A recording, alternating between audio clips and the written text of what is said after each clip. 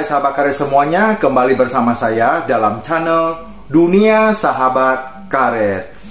Sebelum saya masuk pada inti pokok pembahasan, saya akan bercerita sedikit bahwa pemerintah sebenarnya dari tahun 2017 ingin memperluas penggunaan karet untuk kebutuhan domestik. Dan saya sangat mendukung dengan rencana pemerintah tersebut. Karena dengan penggunaan karet untuk kebutuhan domestik secara tidak langsung akan meningkatkan harga dari karet tersebut. Apalagi sekarang pada zaman ini harga karet di pasaran juga terus turun. Ya, memang ada kenaikan tapi tidak begitu signifikan. Nah, sebenarnya harga karet dalam negeri tidak kalah dengan karet ekspor. Buktinya perusahaan sekarang juga banyak menjual karet di dalam negeri dibandingkan dengan keluar negeri. Kadang-kadang perusahaan di sana juga berhenti aktivitas, otomatis pembayaran juga akan terlambat. Dan ini juga akan mempengaruhi terhadap produktivitas karet atau perusahaan karet di dalam negeri. Karena banyaknya tunggakan-tunggakan disebabkan oleh perusahaan ban yang di negara tujuan itu tidak beroperasi karena pandemi COVID-19. Sebenarnya apa sih perluasan penggunaan karet oleh pemerintah di dalam negeri? Mungkin Bapak Ibu dan sahabat karet semuanya ada yang sudah tahu, mungkin juga ada yang belum tahu. Semenjak tahun 2017, pemerintah sudah mulai membeli karet melalui Kementerian PUPR bekerjasama dengan Kementerian Pertanian. Dan karet ini langsung dibeli dari petani, tapi tidak langsung digunakan. Dan ini diproses dulu, dan yang biasa memprosesnya adalah diserahkan kepada badan usaha milik negara, yaitu PTPN. Apa sih yang akan dipergunakan oleh pemerintah karet tersebut? Mungkin Bapak Ibu dan sahabat karet semuanya pernah bawa mobil ataupun sepeda motor kemana-mana, kita melihat ternyata aspal ada yang retak, bahkan ada yang sudah lepas, dan ketika truk yang besar atau yang bermuatan berat itu lewat, aspalnya itu turun ke bawah, menurun, sehingga jalan itu menjadi bergelombang. Mungkin kita semuanya sudah menyaksikan itu. Nah, itulah sebabnya ketika pemerintah menggunakan aspal murni, dan aspal ini mudah retak, bahkan hancur oleh cuaca, maka pemerintah sekarang aspal itu akan dicampur dengan karet. Dan ini sudah dibuktikan di daerah Sumatera Selatan, Riau dan Jambi, dan hasilnya memang luar biasa. Kita sebenarnya harus mendukung pemerintah untuk meningkatkan penggunaan karet yang seluas-luasnya untuk kepentingan rakyat, khususnya para petani karet. Dengan menggunakan karet seluas-luasnya, berarti negara penghasil karet kalau digunakan untuk kepentingan domestik, yaitu kebutuhan dalam negeri, untuk membangun sarana, yaitu jalan raya, yang aspal dicampur dengan karet, otomatis negara yang bukan penghasil karet akan kekurangan karet. Dengan berkurangnya stok pasaran karet di dunia, otomatis harga karet di dunia setahap demi setahap akan mengalami kenaikan. Kita berharap pemerintah selalu memperhatikan keadaan para petani itu dengan mempergunakan karet yang seluas-luasnya. Karet yang langsung dibeli dari para petani sebenarnya belum bisa dipergunakan karena bokar di dalamnya masih mengandung banyak benda asing atau kotoran. Kalau langsung dicampurkan ke aspal, itu juga mempengaruhi efek yang tidak baik terhadap jalan atau campuran pada aspal karena di dalamnya banyak kotoran, kayu dan sebagainya, dan ini juga akan mengalami kelapukan, otomatis akan mempengaruhi kualitas aspal. Dan aspal ini juga lama-kelamaan akan rusak.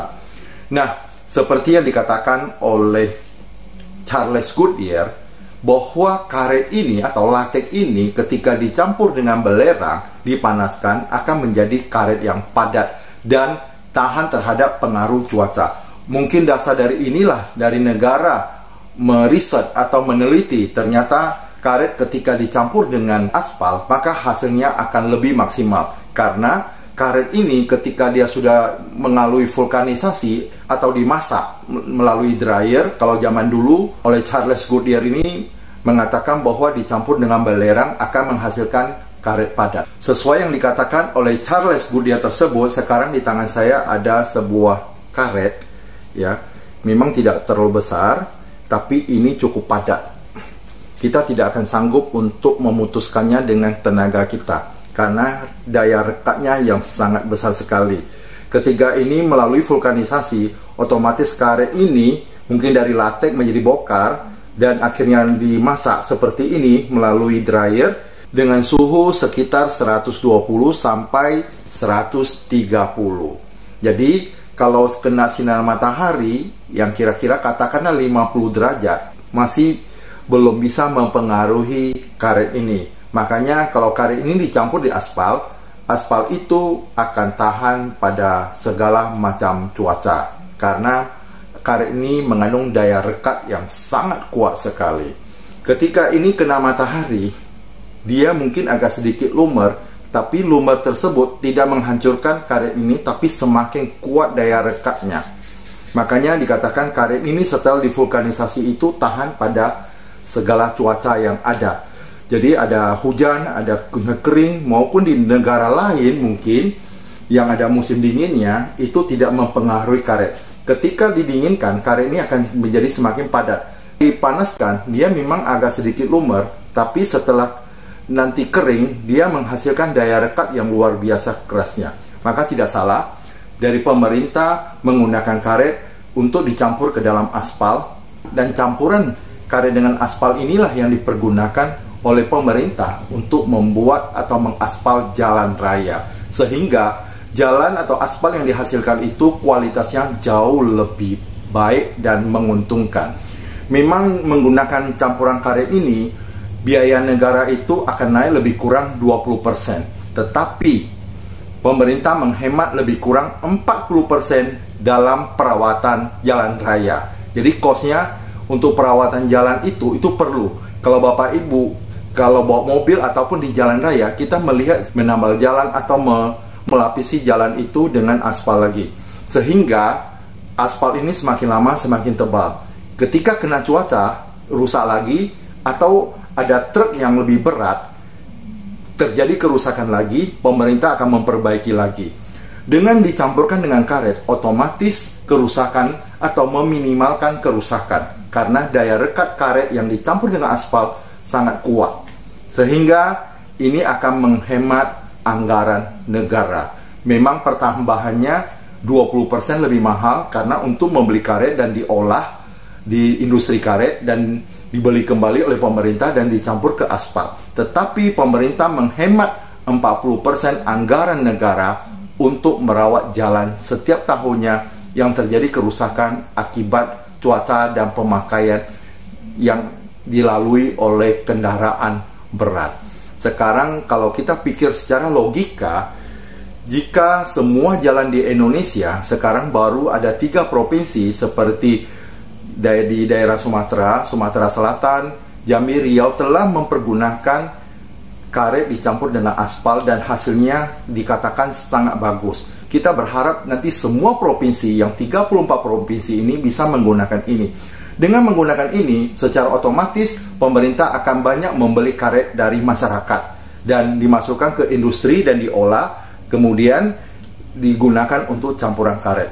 Kalau kita bandingkan seluruh jalan seluruh Indonesia menggunakan karet, dapat kita bayangkan industri karet akan kembali jaya dan para petani karet akan semakin sejahtera, karena harga karet semakin meningkat, otomatis akan menghidupkan lagi petani karet yang lebih optimal.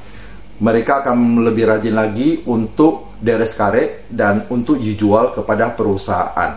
Bayangkan harga karet pasti akan mengalami kenaikan. Kita contohkan di Thailand, Malaysia, mereka juga sudah menggunakan karet yang dicampur di aspal untuk aspal di jalan rayanya, sehingga jalan mereka itu akan semakin kuat akibat daya rekat karet yang sangat kuat. Kita berharap ke depan semoga harga karet ini akan semakin meningkat, perusahaan karet akan semakin jaya, petani akan semakin sejahtera. Itu harapan kita. Demikian yang saya sampaikan. Mudah-mudahan para petani dan sahabat karet semuanya akan selalu sehat, sukses, bahagia, dan luar biasa.